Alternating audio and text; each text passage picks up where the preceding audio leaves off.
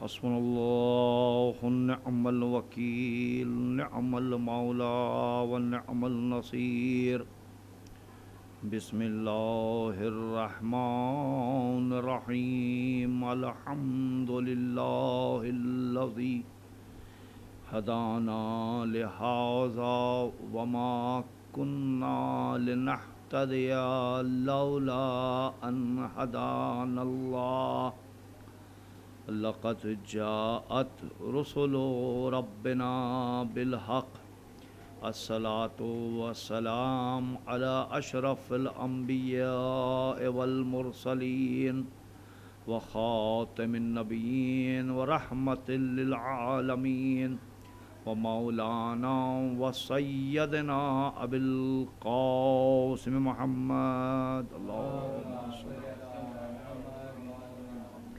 وآلہ الطیبین الطاہرین المعصومین المظلومین الغر المیامین ولعنۃ اللہ علی اعدائہم اجمعین وغاصب حقوقہم ومنکر فضائلہم اما بعد فقد قال اللہ تبارک وتعالی فی کتابہ الکریم وهو أصدق الصادقين وقوله الحق بسم الله الرحمن الرحيم لا تدرك الأبصار وهو يدرك الأبصار وهو لطيف خبير صلوات عزیزان محترم، ارشاد رب العزت ہو رہا ہے قرآن مجید میں، لا تدرک الابصار، جو تمہاری آنکھیں نہیں دیکھ سکتی، وہوا یدرک الابصار، اور وہ تمام آنکھوں کو دیکھنے والا ہے، وہ تمام چیزوں کو دیکھنے والا ہے، وہوا لطیف خبیر، اور وہ لطیف بھی ہے اور وہ خبر دینے والا بھی ہے۔ آج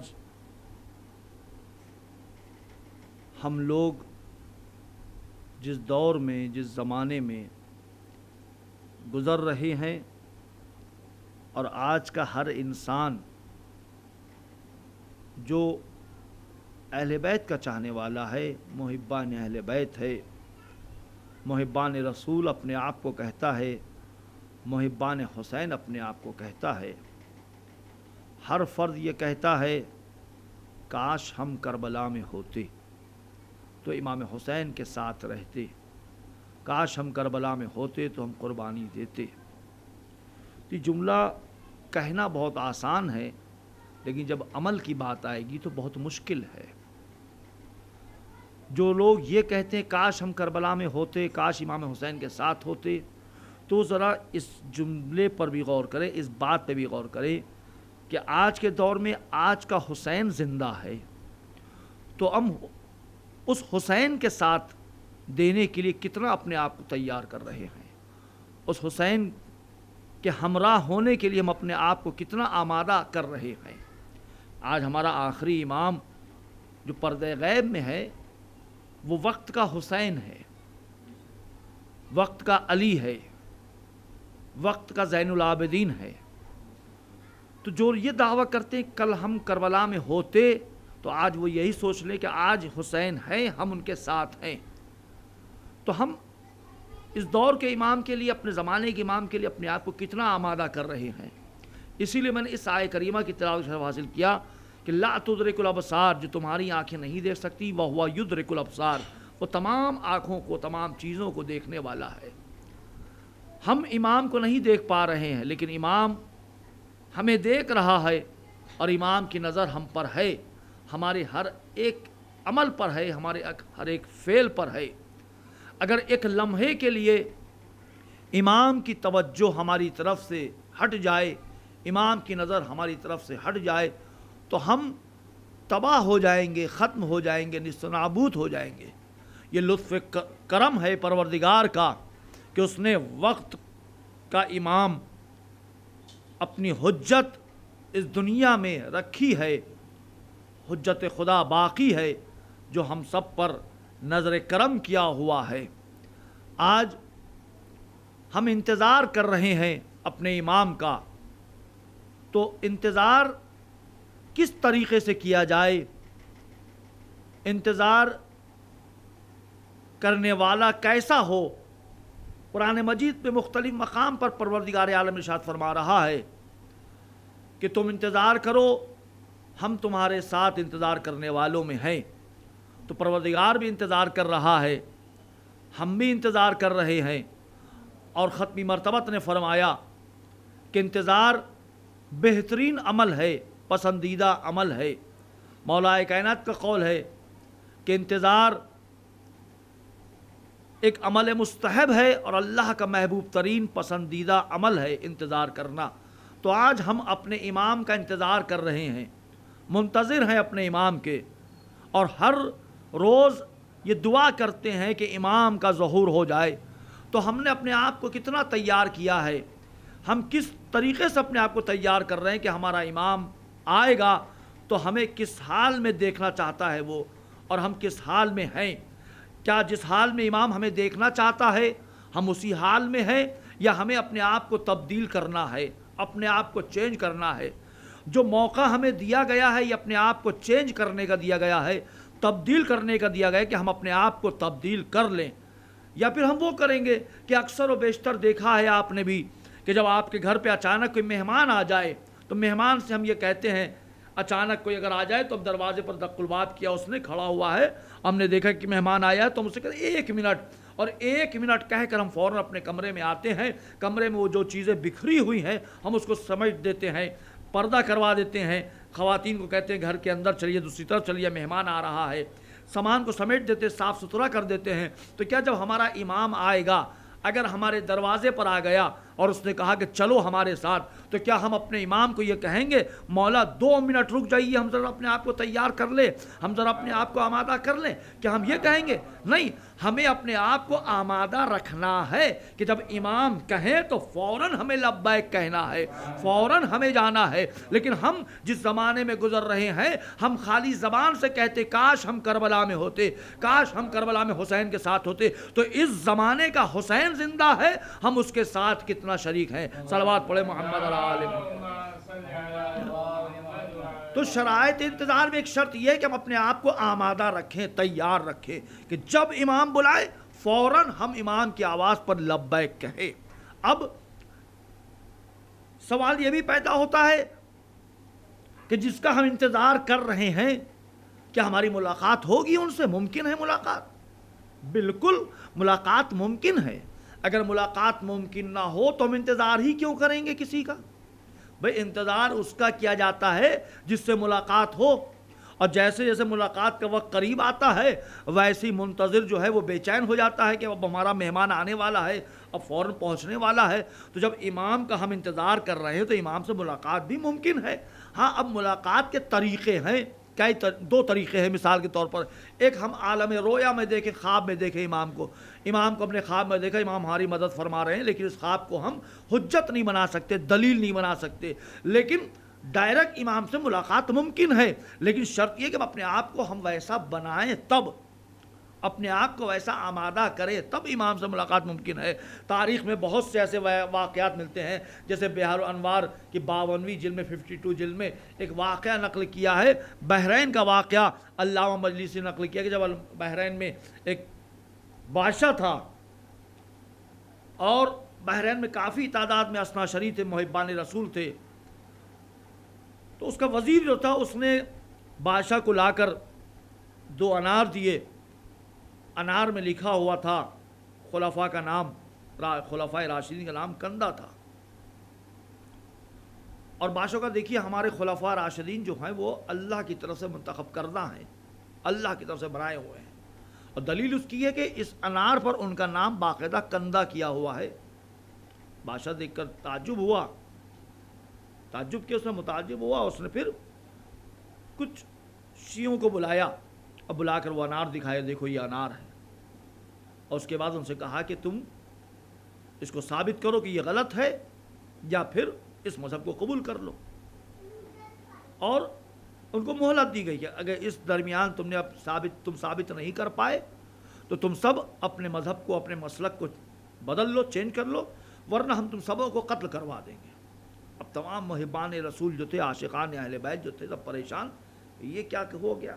اب انہوں نے اپنے درمیان سے متقی پرہیزگاروں کو چنا اور چن کر ایک جگہ جمع ہوئے اور ان سے کہا کہ اس مشکل میں جو ہم لوگ گرفتار ہوئے ہیں، یہ اپنے امام سے ہم توسل کریں، امام سے ہم مانگیں دعا، امام ہماری مدد کریں گے۔ متقی پرہیزگاروں کو چنا گیا۔ اب ان متقی پرہیزگاروں میں سے خود ان لوگوں نے جو بہت ہی زیادہ متقی پرہیزگار تھے ان کا انتخاب کیا۔ 3 متقی پرہیزگار شخص منتخب ہوئے اور ان کے اوپر یہ ذمہ داری سونپی گئی کہ آپ وقت کے امام سے توسل کریں کہ امام ہماری مدد کو پہنچیں۔ اب اس میں سے پہلا متقی پرہیزگار شخص جو تھا وہ ایک بیابان میں گیا اور جنگل میں جا کر عبادت کی، پروردگار کی دعائیں کی، توسل محمد آل محمد سے، اور اس کے بعد دعاؤں میں اس نے اپنے امام کو طلب کیا کہ امام ہماری مدد فرمائیں۔ یہاں تک کہ صبح ہو گئی، کوئی جواب نہ آیا، وہ شخص واپس چلا گیا۔ دوسرے دن دوسرا شخص آیا، متقی پرہیزگار بہت ہی زیادہ، اس نے عبادت کی، توسل کیا، دعائیں کیں، لیکن اس کے بعد بھی کوئی فائدہ نہ پہنچا، وہ بھی واپس آ گیا۔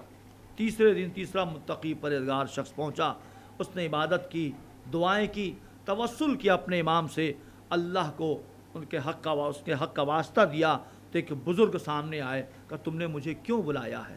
کہ میں نے آپ کو نہیں بلایا ہے، کہ نہیں تم نے مجھے بلایا، میں تمہارا امام ہوں تو میں آیا ہوں۔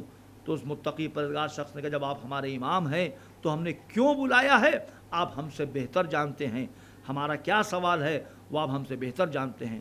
تو اس بزرگوار نے کہا کہ ہاں تمہارا جو سوال ہے وہ ہمیں پتہ ہے کہ تمہارے بادشاہ نے دربار میں تم لوگوں سے یہ کہا ہے کہ اس مسئلے کو ثابت کرو۔ تو پھر امام نے رہنمائی فرمائی، اور امام نے رہنمائی فرما کر کہا کہ دیکھو تم بادشاہ کے دربار میں جاؤ، اور جب دربار سجا ہوا ہو، وزیر وہاں پر ہو، اس موقع پر جاؤ اور بادشاہ سے کہو کہ ہم اس مسئلے کا جواب آپ کو دیں گے، آپ وزیر کے گھر چلیں، وزیر کے بیت میں چلیں تو ہم وہاں جواب دیں گے۔ اور جب یہ کہا تو وزیر پریشان ہو گیا۔ ابھی امام نے تاکید دی دیکھو وزیر تم سے پہلے نہ پہنچ سکے، وزیر کو اپنے ہمراہ لے کر جانا۔ بہر کا کہنے کا مقصد، میرا بیان کرنے کا مقصد یہاں پر یہ ہے کہ وہاں توسل کیا، امام حاضر ہوئے، امام سے ملاقات ہوئی۔ تو تیسرے دن اس شخص نے اپنے امام سے کہا کہ مولا 3 دن سے ہم بلا رہے ہیں اور آپ تیسرے دن آئے، پہلے دن آ کر جواب دے دیتے۔ امام نے جواب دیا تم نے 3 دن کی مہلت لی تھی اس لیے ہم تیسرے دن آئے، اگر تم پہلے دن بلا لیتے، 1 دن کی مہلت لیتے تو ہم اسی دن آ جاتے، تم نے 3 دن کی مہلت لی تھی اس لیے ہم تیسرے دن آئے۔ یعنی پتہ چلا جب ہم امام کو دل سے آواز دیں گے، دل سے بلائیں گے تو امام ہماری مدد کے لیے ضرور آئیں گے اور ہم سے ملاقات بھی ہوگی۔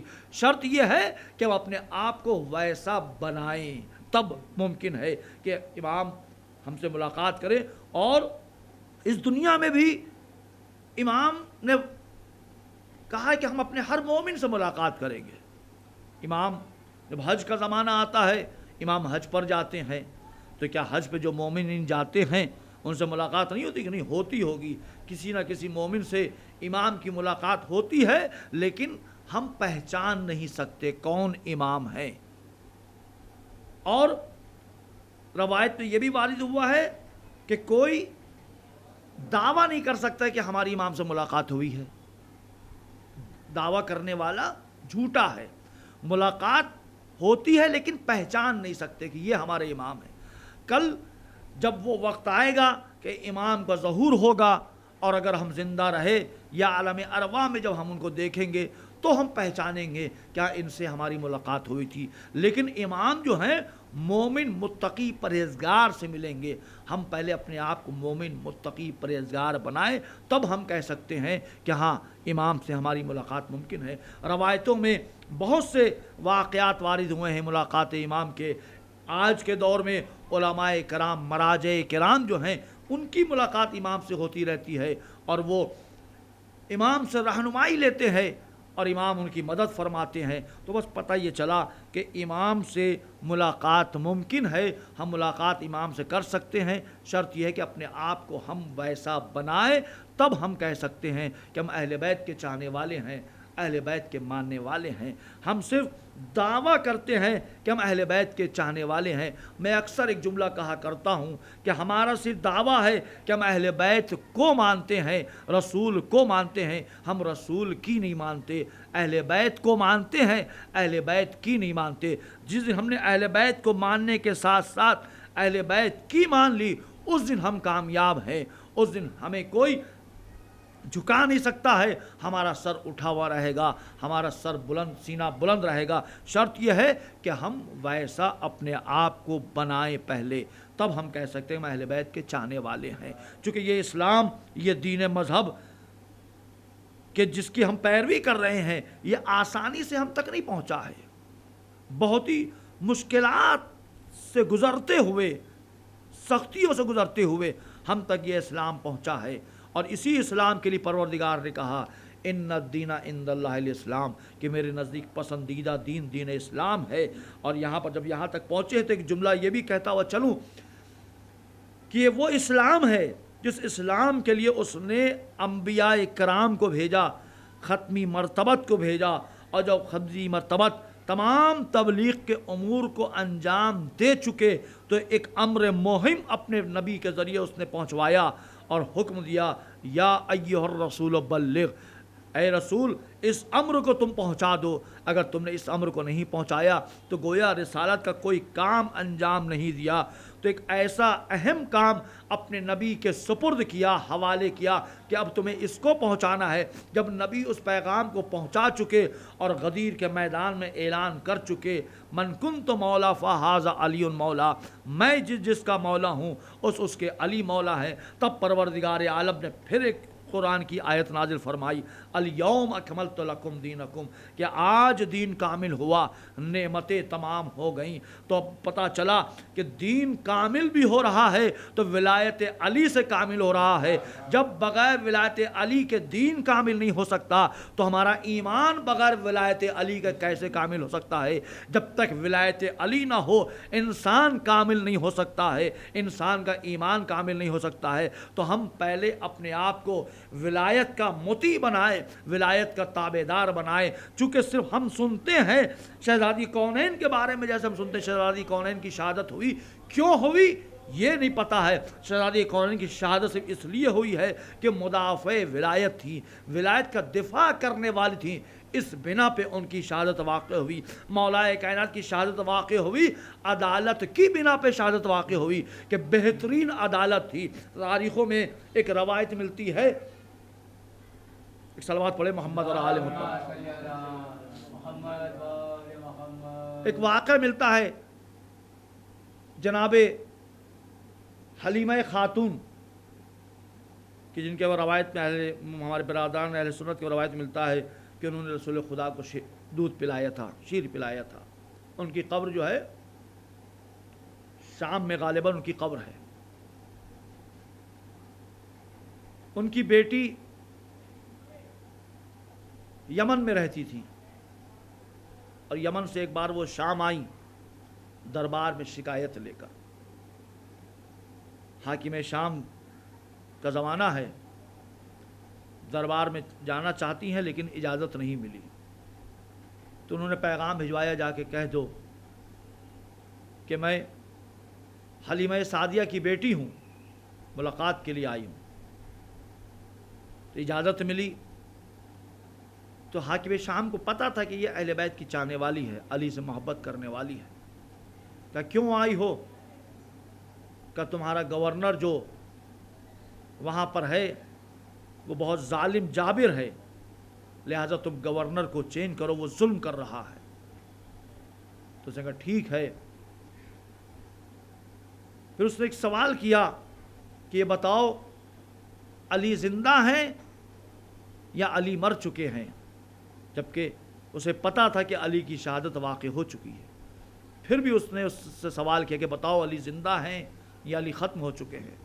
تو اس نے جواب دیا فوراً کہ علی زندہ ہے، عدالت مر چکی ہے، علی حیات میں ہے، عدالت ختم ہو چکی ہے۔ کا مطلب کیا تم سمجھ رہے کہ علی چلے گئے ہیں؟ نہیں، علی زندہ ہے، عدالت ختم ہو گئی۔ جو عدالت علی کرتے تھے وہ عدالت اب باقی نہیں رہی۔ تو اس نے کہا ٹھیک ہے، ہم وہاں پر گورنر کو چینج کر رہے ہیں، بدل دے رہے ہیں۔ اس نے فوراً ایک تحریر لکھی، خط لکھا، اور لکھ کر خود اسی کے حوالے کیا کہ جاؤ جا کر گورنر تک یہ پہنچا دو۔ اور وہ گورنر جو آج سے معزول ہو گیا، نیا گورنر آئے گا۔ جب وہ چلنے لگی تو ایک مرتبہ پھر اس نے کہا کہ بتاؤ ہماری عدالت کیسی ہے؟ ہم نے فوراً انجام دیا، ہماری عدالت کیسی ہے؟ تو اس نے جواب دیا، لوگوں سے اپنی تعریف کروانے کے لیے عدالت سے کام لینا اور ہے، اور صحیح معنوں میں عدالت سے امور کو انجام دینا اور ہے۔ تم نے دربار میں لوگوں سے تعریف کروانے کے لیے ابھی عدالت سے کام لیا ہے۔ تو اس طرح سے دنیا میں چاہنے والے اہل بیت کے گزرے ہیں کہ دشمن کے سامنے بھی بے باک گفتگو کر رہے ہیں، لیکن آج ہم اس طریقے سے زندگی گزار رہے ہیں کہ ہم اپنوں کے سامنے بہت ہی بے باکی سے گفتگو کرتے ہیں، لیکن جہاں کبھی کوئی دشمن آتا ہے تو ہم اپنے آپ کو جھکا دیتے ہیں۔ اور صرف اس لیے ہو رہا ہے کہیں نہ کہیں ہم نے اپنے آپ کو عقیدے میں کمزور کر لیا ہے، اور ہم اہل بیت کی حدیثوں پر عمل نہیں کر رہے ہیں۔ اگر عمل کر لیں تو ہم کامیاب ہیں۔ بس عزیزوں، میں آپ کی زحمت کو تمام کر رہا ہوں۔ یہ ایام جو گزر رہے ہیں بہت ہی غمگین ہیں، پردرد مصائب آپ مسلسل سن رہے ہیں، ذاکروں سے، علماء سے، ہر مقام پر فرش عزا بچھ رہی ہے۔ آپ مجلسوں میں جا رہے ہیں، آپ ذرا جب مجلسوں میں جائیں تو اس بات کو محسوس کریں کہ جب تک آپ فرش عزا سے باہر رہتے ہیں ایک الگ حالات ہوتے ہیں، ایک الگ ماحول ہوتا ہے، لیکن جب فرش عزا پر آپ بیٹھ جاتے ہیں اور روحانی ذکر جب شروع ہوتا ہے تو وہاں ایک روحانی ماحول ہوتا ہے۔ اور وہ روحانی ماحول صرف اس لیے ہوتا ہے کہ پتہ نہیں کس مقام پر ہمارا امام آیا ہو اپنے جد کے مصائب سننے کے لیے۔ ان کے جد پر جو مصیبتیں پڑی ہیں ان مصیبتوں کو سننے کے لیے۔ عزیزان محترم، دل چاہ رہا ہے کہ مصائب کے چند جملے پڑھوں، چونکہ مصائب میں تصور شرط ہے، ورنہ ہم جتنی مصائب پڑھتے رہیں اور سنتے رہیں گریہ نہیں ہو سکتا جب تک ہم تصور نہ کریں کہ ہم تو ایک مصائب کربلا کے سنتے ہیں، کسی ایک شخصیت کے مصائب سنتے ہیں، گریہ کر لیتے ہیں، لیکن کربلا کے میدان میں صبح عاشور سے عصر عاشور تک زینب نے 72 مصائب برداشت کیے ہیں۔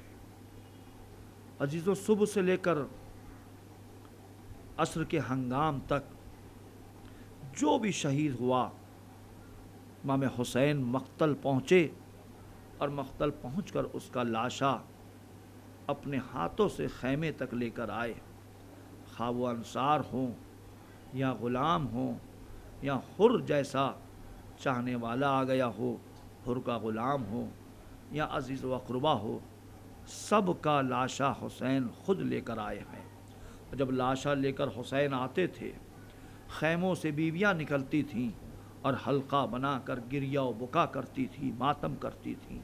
ہاں، وہ وقت بھی آ گیا کہ اب ایک مرتبہ جناب قاسم سامنے آئے کہ چچا مجھے اجازت دیے، میں جانا چاہتا ہوں۔ حسین نے کہا قاسم تم میرے بھائی کی نشانی ہو، جب میں چاہتا ہوں اپنے بھائی کی زیارت کروں میں تمہیں دیکھ لیتا ہوں تو بھائی تو ملاقات، بھائی کی زیارت ہو جاتی ہے۔ اللہ اکبر! تاریخ بتاتی ہے کربلا کے میدان میں جب بھی کوئی جوان آیا ہے حسین سے اجازت لینے کے لیے، حسین نے اجازت دی، لیکن جب قاسم آئے ہیں تو ایک مرتبہ حسین اپنے مقام سے بلند ہو گئے، قاسم کو گلے لگایا اور گلے لگا کر سونگ رہے ہیں، اور تاریخ بتاتی ہے صرف اس لیے سونگ رہے تھے کہ حسن کی خوشبو محسوس کر رہے تھے۔ اللہ اکبر! امام حسین نے جناب قاسم سے کہا بیٹا تم میرے بھائی کی نشانی ہو۔ جناب قاسم خیمے میں گئے، ماں نے دیکھا کہ بچے کا چہرہ جو ہے مرجھایا ہوا ہے، کہ بیٹا کیا بات ہے؟ کہ چچا اجازت نہیں دے رہے ہیں۔ آپ اجازت دلوا دیے۔ اللہ اکبر۔ بس جو میں مختصر کر رہا ہوں، تاریخ بتاتی ہے جناب قاسم نے اجازت لی اور ایک مرتبہ مقتل کا رخ کیا اور دشمنوں پر ایسا حملہ کیا کہ لوگ حسن کو یاد کرنے لگے۔ اللہ اکبر۔ ہاں وہ وقت بھی آ گیا کہ قاسم نے آواز دی، یا اماں ادرکنی، اے چچا میری مدد کو آئیے۔ حسین ایک مرتبہ ذوالجناح پہ سوار ہوئے اور قاسم کی نصرت کے لیے مقتل کی طرف چلے۔ تاریخ بتاتی جب حسین مقتل کی طرف چلے ہیں، ادھر کا لشکر ادھر کا لشکر ادھر، ارے اسی اسنا میں قاسم کا لاشا پامال ہو گیا۔ حسین آواز دے رہے ہیں، اینا قاسم، اینا قاسم، قاسم تم کہاں ہو؟ اب جب حسین پہنچے تو کیا دیکھا؟ ارے قاسم کی لاش کے ٹکڑے ہیں۔ آج جو تاریخ بتاتی ہے حسین ایک مرتبہ مقتل کی زمین پر بیٹھ گئے، اپنے عبا کو اتار کر بچھایا اور تسبیح حسن کے دانے جو بکھر گئے تھے ایک ایک دانے کو جمع کیا اور ایک گٹری بنا کر اپنے پیٹھ پر رکھا اور پشت پر رکھ کر مقتل کا رخ کیا۔ اب تک حسین جب ایک ایک کا لاشا لے کر آ رہے تھے، ارے بیویاں خیموں سے نکل کر گریا بکا کر رہی تھیں، لیکن جب قاسم کا لاشا لے کر آئے کوئی بیوی خیمے سے باہر نہ نکلی۔ حسین خرامہ ایک مرتبہ جناب زینب کے خیمے کی طرف بڑھ رہے ہیں، جیسی زینب نے آہٹ محسوس کی کہ میرا ماں جایا آ رہا ہے، فوراً درے خیمہ پر آ گئی۔ کیا دیکھا کہ حسین سامنے ہے، کہ میرے ماں جائے، ارے قاسم کا لاشا لے کر نہیں آئے۔ حسین نے کہا زینب اے میری بہن ذرا میری پشت کی طرف نگاہ کرو۔ اب جو زینب نے پشت پر دیکھا تو کیا دیکھا؟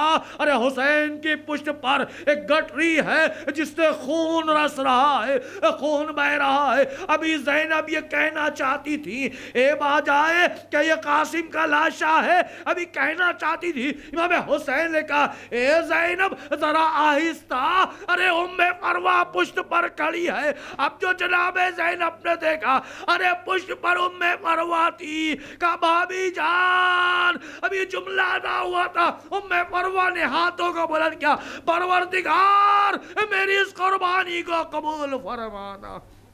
انا للہ وَإِنَّا إِلَيْهِ راجعون۔ الا لعنة القوم الظالمين وسيعلم الذين ظلموا أي منقلب ينقلبون۔ ربنا تقبل منا إنك أنت السميع العليم۔